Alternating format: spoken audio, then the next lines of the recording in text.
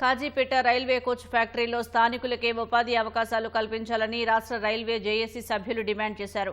హనుమకొండ జిల్లా కాజీపేట అయోధ్యాపురంలో మహా నిరసన దీక్ష నిర్వహించారు.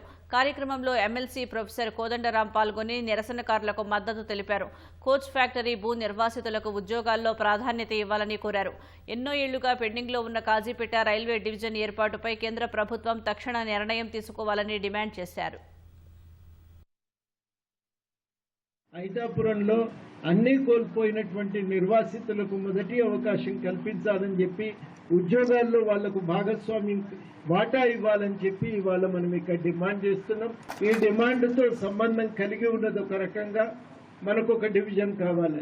డివిజన్ ఎందుకంటే ఇంత విస్తరిస్తున్నప్పుడు నిర్ణయాలు తీసుకునే అధికారం మనకు దగ్గరగా ఉంటే మన సమస్యలు చెప్పుకోవడానికి ఇక్కడనే ఒక కేంద్ర ఆఫీస్ కనుక ఉంటే మనకు న్యాయం జరుగుతుంది. ఈ కాజీపేట రైల్వే కోచ్ ఫ్యాక్టరీ భూములు కోల్పోయిన అయోధ్యపుర భూ నిర్వాసితులతో పాటు ఉమ్మడి వరంగల్ జిల్లా ప్రాంత నిరుద్యోగులకు మాత్రమే స్పెషల్ జీవో ద్వారా ఉద్యోగ నియామకాలు చేపట్టాలని, అదేవిధంగా 35 సంవత్సరాలుగా కాజీపేట డివిజన్ కావాలని అనేక పోరాటాలు చేస్తున్నప్పటికీ కూడా ఇప్పుడు కాజీపేట డివిజన్ చేయడం లేదు.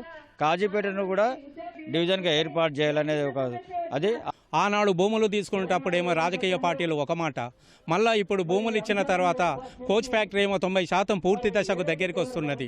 కానీ ఎటువంటి హామీ ఇప్పుడు ఆ యొక్క ఐదపురం వాసులకు భూములు కోల్పోయినప్పుడేమో ఆ ఫ్యాక్టరీ నిర్మాణం అయితే మీకు తప్పనిసరి ఉద్యోగాలు ఇస్తామని మాట ఇచ్చిండ్రు. ఇప్పటికైనా వారికి పునరావాస కింద కోచ్ ఫ్యాక్టరీలో తప్పనిసరిగా వాళ్ళకు ఉద్యోగం ఇవ్వాలి.